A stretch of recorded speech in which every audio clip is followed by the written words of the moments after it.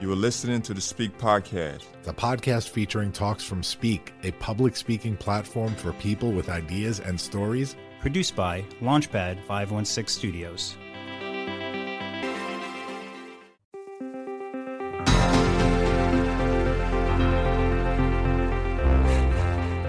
Welcome to the Speak Podcast, produced by Launchpad 516 Studios. New episodes available every week on all your favorite podcast platforms. Speak is a public speaking platform for people with ideas and stories. Each Speak Talk features three key moments: the moment of truth, the moment of transformation, and the moment of impact. We host pop-up events all over the world, and now we are bringing our talks to your device. Our speakers are stepping onto the stage and into the spotlight, and now onto this podcast. Welcome to the show.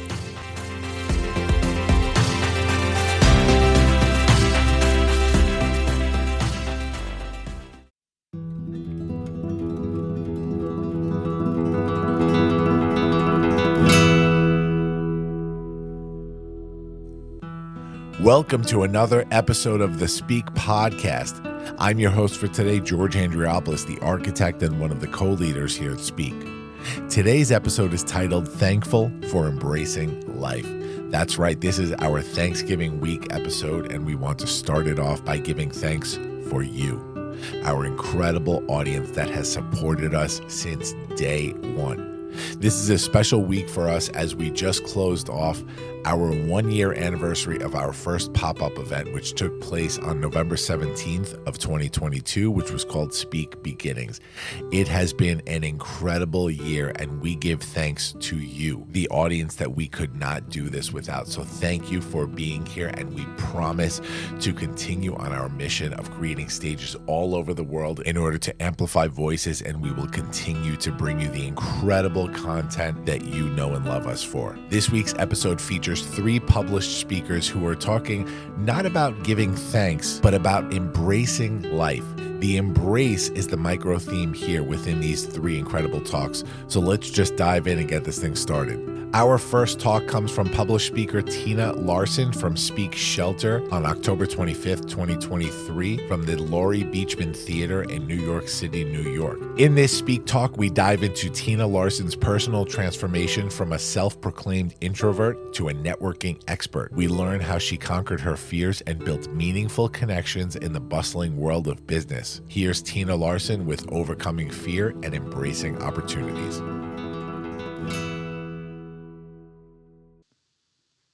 There are 2 things that you should know about me.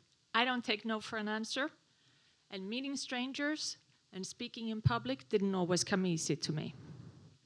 To put this in perspective, when I moved to New York from Sweden in 1994, with a goal to work on Wall Street, like the movie Working Girl, pinstripe business suit, corner office, carrying a briefcase, it didn't take me long to realize that was going to be pretty difficult to achieve with only a high school education. I had to go to college. So I applied to NYU only to get declined. I tried again and I applied to Pace University for the spring semester.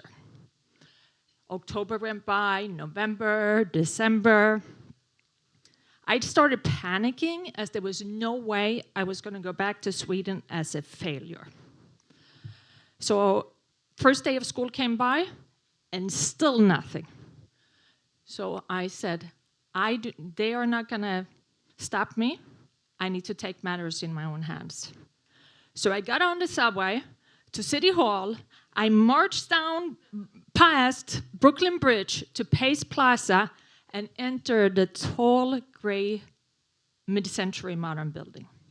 I remember my heart was racing and my palms were sweating as the tall, skinny admissions officer offered me to take a seat in an orange plastic chair. Very classy. Luckily, he didn't offer to shake my sweaty hand. I looked at him and I said, listen, it's first day of school.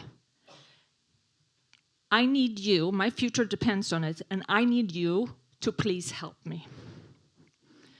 And then I sat there and watched him, without expression, lick his finger at every page turn And when he reached the last page, he looked up at me and said, "They haven't decided yet." That's when I pull out $6,000 in cash. That's all it cost back then. I said, "Listen, I have the first semester tuition, and I need to know where to pay." He looked at me as if I had two heads before he got up and left the room. And he was gone for a really long time. My heart was racing. I didn't know, should I be excited or should I be upset? He returned with a class schedule in hand to let me know that he had enrolled me in the mandatory English 99. I didn't know what the mandatory English 99 was, but I went like, yes! For the next 4 years, that tall, gray, beautiful building was my shelter and my reminder to keep moving forward. I was there until I proudly stood on stage to pick up my shiny blue bachelor and MBA diploma and toss my cap in the air. Fast forward to 17 years later. I was thriving as a financial advisor on Wall Street when everything changed. I went from the phone ringing off the hook to no incoming phone calls almost overnight. I had to pivot or else I would lose everything. That's when a trusted friend said to me, "Tina, I know it makes you uncomfortable, but you need to go network." And as a self-proclaimed numbers geek who likes to hide in her corner office, I knew he was right. So I went networking. I brought my husband as a safety net. He was in a bar in one of those trendy New York City hotels where, the ones that are dark, loud, and full of hundreds of strangers. As we entered, I said to my husband, "What do I say to these people?" "Ask them a question. People love talking about themselves," he said.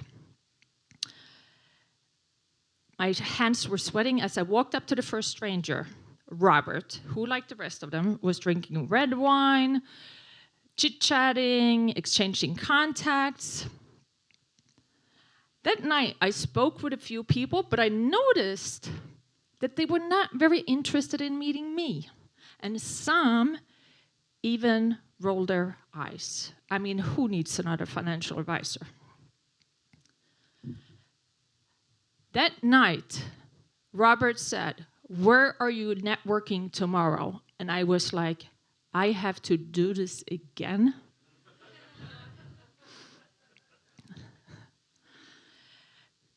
So I did. I listened and I did. And I was networking day after day, and it was a horrible experience for me. Not to mention that I needed an elevator pitch, which was even worse, as I always stumble on words and my accent didn't help. But I did it. While I was trying to figure this out, I organized a coup. Our co-op board was increasing our maintenance fees every year, and it irritated me. So we got some neighbors together, threw out the old board with a goal to cut our building's expenses.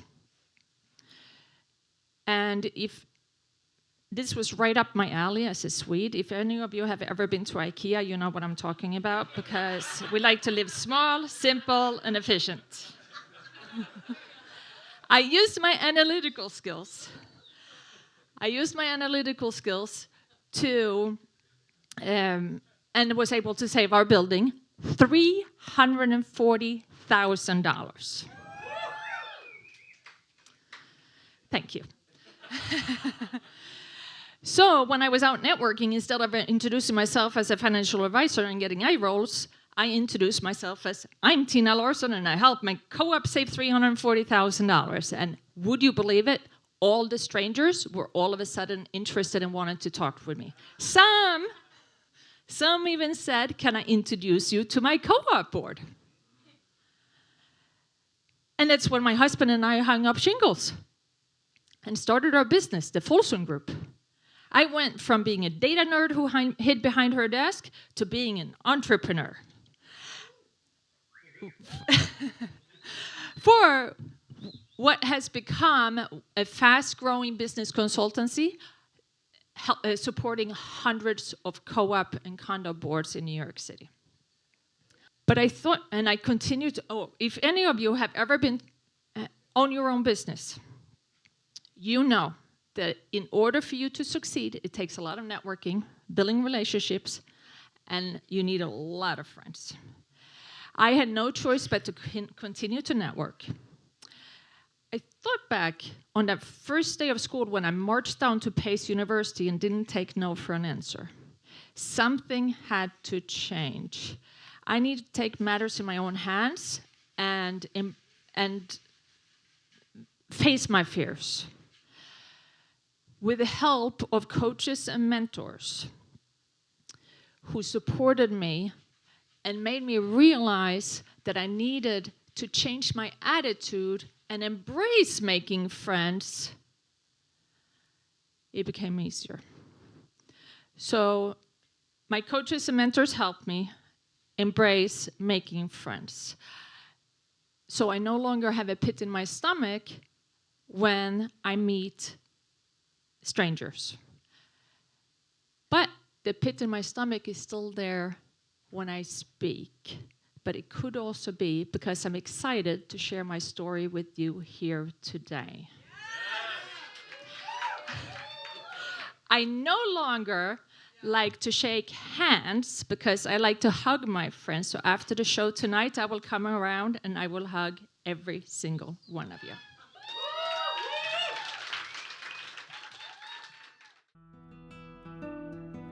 That was Tina Larson with Overcoming Fear and Embracing Opportunities from Speak Shelter, an event that was produced by Meredith Grundy, our first triple threat, who is a published speaker, a channel partner, and of course the producer of Speak Shelter. Tina did such an incredible job. I was in the audience for this event, and Tina brought the energy in this talk and had the room in the palm of her hands, had them laughing, had them emotional. What an incredible roller coaster that she took us on during this talk. So thank you, Tina, for an incredible Speak Talk. Our next talk comes from across the pond. Ashley Averell's journey of self-discovery delves into the intricate dance between motherhood and entrepreneurship. In her talk, Embracing Imperfection, a mother's self-discovery story, she shares the raw and heartfelt account of her experiences as a mother, wife, and businesswoman. This is a story of resilience, empowerment, and the pursuit of happiness, imperfectly beautiful in its own right. From Speak Transformation in Belfast, Northern Ireland, from October 5th, 2023, here's Ashley Averell with Embracing Imperfection, a mother's self-discovery story. Mother, wife, and businesswoman. So my life can be summed up by those three titles, but I'm going to admit something. I'm not good at those titles at all times of the day and in all weeks and all months. So the first and arguably the most important title occurred to me whenever it was August 2021. I'm sure we all remember it fondly because it was still in the cuts of COVID. So it was really, really warm that summer and I was very heavily pregnant. And our nights had changed from Saturday nights at the bar to Sunday afternoons at garden centres, and we still had pretty much a lot of social distancing in place. But in my world, in my little bubble, my life had changed because I had had this lovely little gift.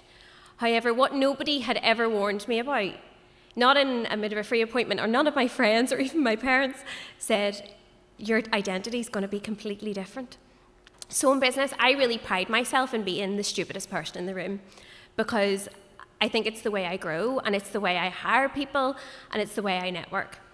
However, I will never forget the time whenever I was sitting in the Royal Victoria Hospital and I had to be C-sectioned last minute. I had a particularly large baby. That I was lying there and the midwife came in, she was changing the nappy. And I looked at her and I didn't say it, but I sort of went, thank God you're doing that because I have no idea how to change a nappy, let alone they were going to let me home the next day with this child. So, but in that moment, I felt insecure and I felt inadequate. So whenever we talk about motherhood, we talk about it in like a really beautiful, empowering way and in a very natural way. But if we look at like a caterpillar becoming a butterfly, it's in a cocoon, but no one ever thinks, oh, but that takes actually quite a lot of strength for the caterpillar to become that butterfly. And I was really cozy in my cocoon. I thought it was great. I had only just adjusted to adulthood, and now I was dealing with motherhood. And I had only started my business at the age of 22, so my business was only about 4 years old. And I was trying to do all these things at once. But was it just me that was actually struggling with this? Was it just me that was going, oh my goodness, like my boobs are so sore and I'm trying to breastfeed and I'm trying to keep the house together for people calling for cups of tea? At the end of the day, like they could do it themselves. But I think it was whenever we took a step back and I just went, I need to go somewhere, I need to do something. So I joined Baby Sensory.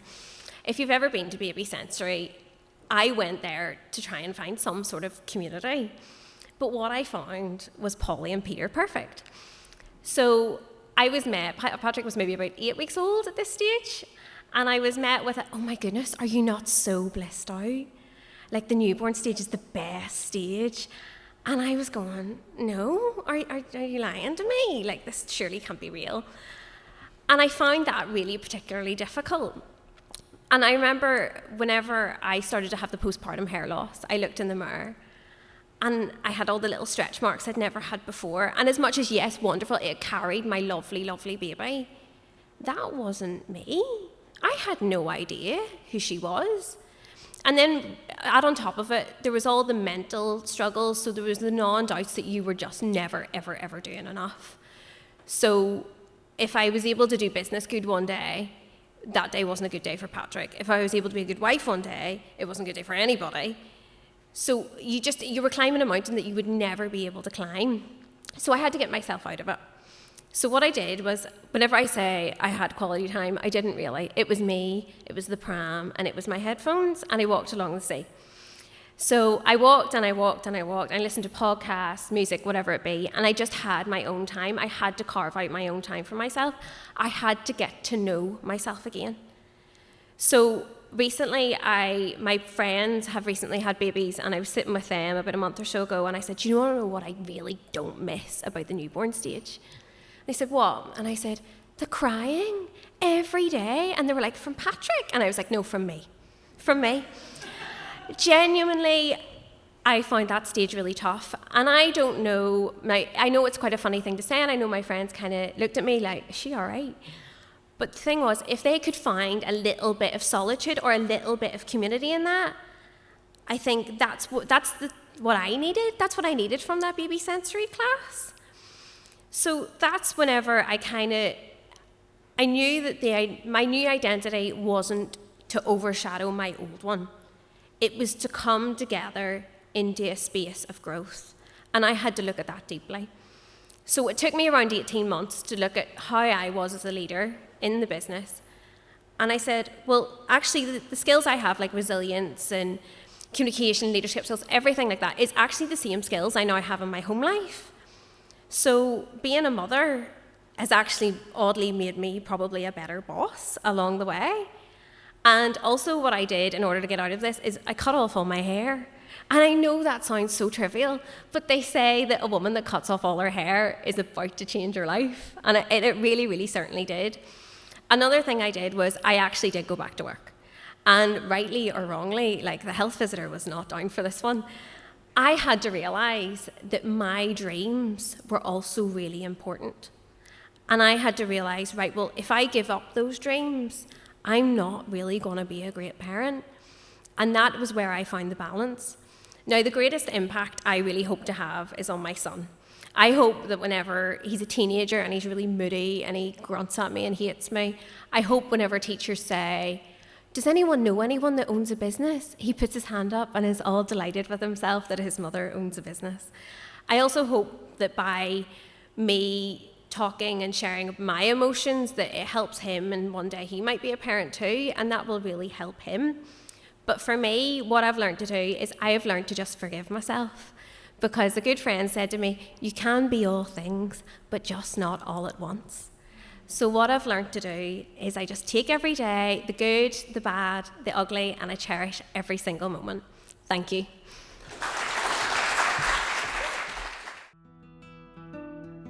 What an incredible talk. That was Ashley Averell with Embracing Imperfection, a mother's self-discovery story. I had the privilege of co-producing Speak Transformation and visiting Belfast for this incredible event. And Ashley was just such a pleasure to work with and was so genuine, so honest, so transparent with this heartfelt story. And we couldn't be prouder to have her take our stage. So thank you, Ashley, for this incredible talk.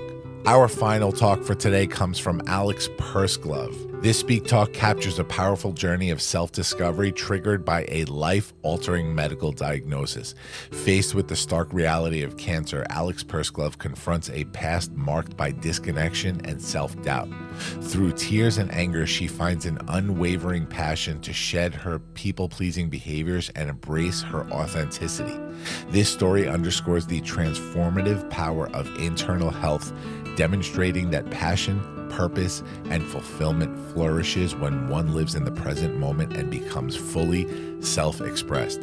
From Speak Health on October 18th, 2023 in Massapequa, New York, here's Alex Pursglove, From Fear to Freedom, a journey of embracing self-expression. It's a solid pseudopapillary tumor with cancerous tissue, the nurse says from the other end of the phone. A tumor? In my pancreas? What does she mean it has cancerous tissue? Does that mean I have cancer? I'm 24, I can't have cancer. This cannot be real. On March 1st, 2011, I received this news that I believed was the worst thing to ever happen to me. The nurse can't answer my questions, she's not the doctor. She can only give me the result. At first, I am in shock and confusion. What does a pseudopapillary tumor even mean? My stomach has formed a knot, my gut feels tight and constricted, my hands are shaking. My disbelief starts to turn into feelings of despair. How is this happening to me? What did I do to deserve this?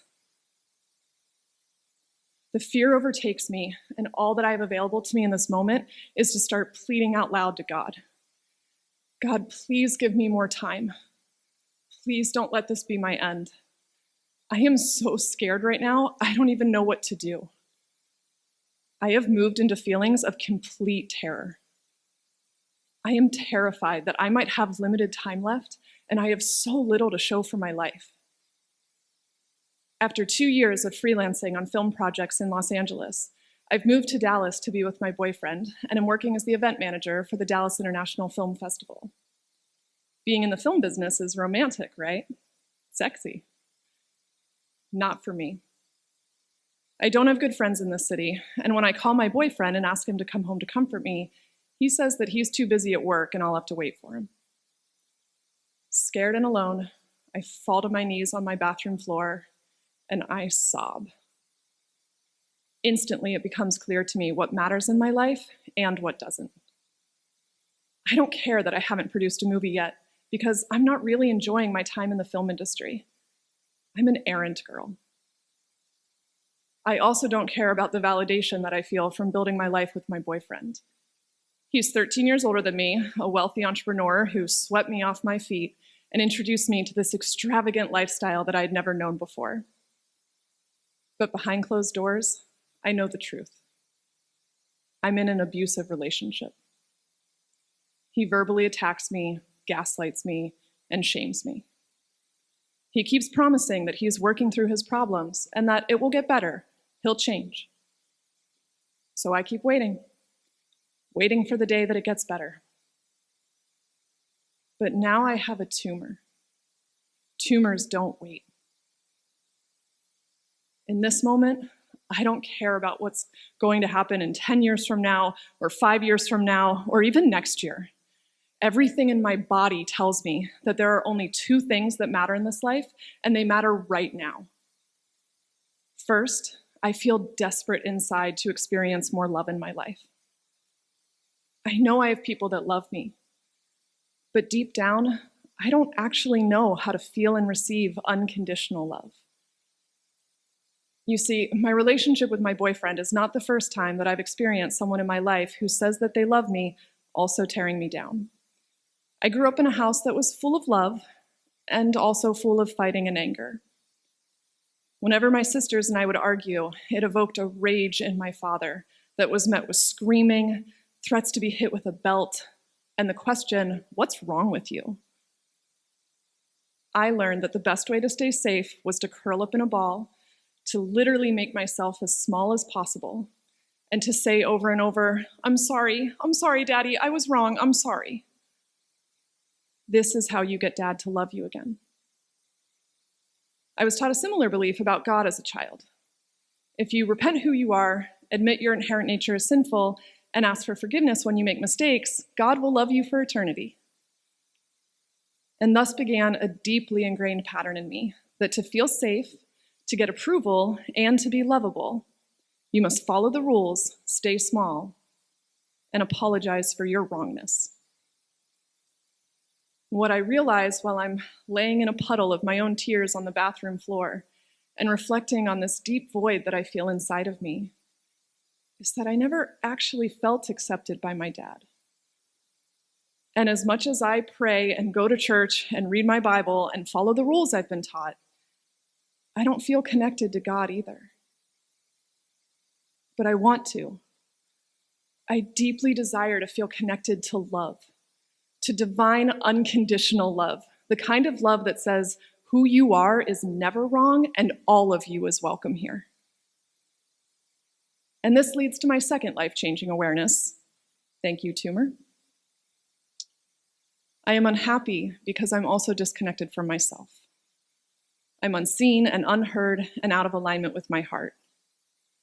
I've been living in misery, unhappy at work and unhappy at home, always feeling like what I do is just never good enough, the results are never enough, that I am not enough. And instead of changing, I kept myself here because, well, someday it will get better. But now, I don't know if someday is coming. The tumor has catapulted me into the now. I may only have a few months left. And I've been sitting around waiting for life to get better instead of feeling truly alive. No, I want to make an impact with my life now. I want to play so much bigger. I want to serve more, contribute more of my gifts and talents. I want to express so much more of my potential. I've been believing my boyfriend's remarks that I could never be as successful as him because I'm not savvy enough. But I know the truth. I know I am capable of so much more. I know inside that my life matters, my happiness matters, who I am, it matters here, now, today. I feel this rage and anger stir inside of me that I have not spoken my truth or let my voice be heard in so long. I cry and I scream and I punch pillows. And as I release my anger, I begin to feel it morph into passion. Passion to start living my life the absolute best that I can and to make the greatest impact that I can for however much more time I still have on this earth. And then there's a moment of surrender. I hear a whisper from God. Not the God that I've learned about, but the God that I know in my heart and soul, the God within. And it says, I've got you. You are already loved. I pick myself up off the floor and I make a vow to myself. I am going to use this to change my life. I am going to learn how to unapologetically express who I really am. I am going to connect to divine love and create a life full of passion and significance. And this was the beginning of what has now become a 12-year journey to living my most fully expressed life, a life infused with passion, purpose, and ecstasy. My beautiful, life-altering tumor turned out to be incredibly rare and non-aggressive, and I was cured from surgery on April 7th, 2011. I was also cured of that narcissistic boyfriend. And 6 years later, I married an amazing man who sees me for who I really am and supports me. The deepest work of all was to let go of the girl who people-pleased, apologized all the time, and who made herself small in order to feel accepted and loved. I found healing with my family, released years of stifled emotions, came to my truth about my spiritual beliefs, and through finding my voice, I reconnected to the woman that I really am, a woman with divine love inside of her. I now know that I have infinite creativity and potential inside of me. I prioritize what lights me up inside. I am not afraid to speak my truth. And I make decisions from a place of knowing that who I am today is capable and always good enough. And I have never felt more alive. Now, my life is nowhere near perfect. I am a constant work in progress. But I've come to learn that it is not about waiting for some future destination to finally make you happy. It's about prioritizing the journey and feeling good right now. No matter what success you've achieved on the outside, money, notoriety, awards, it will never feel like it's enough yet until you become fully self-expressed and own your value from the inside out first. Until you are living with unconditional love for yourself. This is the power of internal health. And it was not until my physical health was threatened by my tumor that I woke up.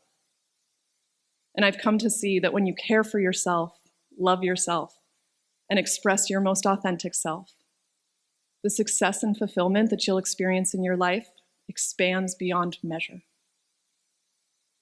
Thank you.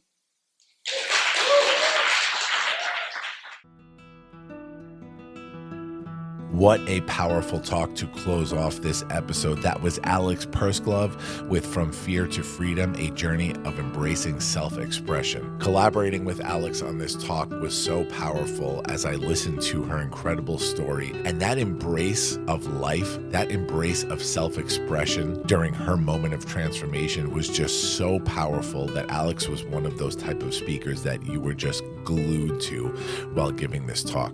Her comfortable style and her ease on the stage was just mesmerizing to watch, and we can't wait to continue working with Alex.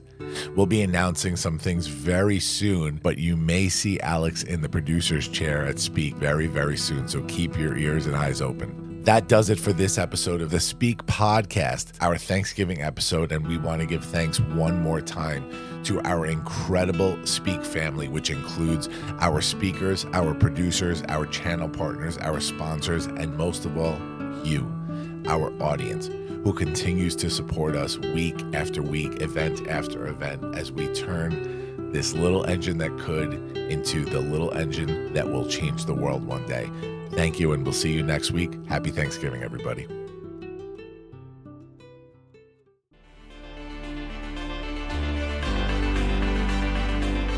The Speak Podcast is brought to you by Launchpad 516 Studios. Executive produced by Fred P. Banning, Jason Martin, and George Andriopoulos.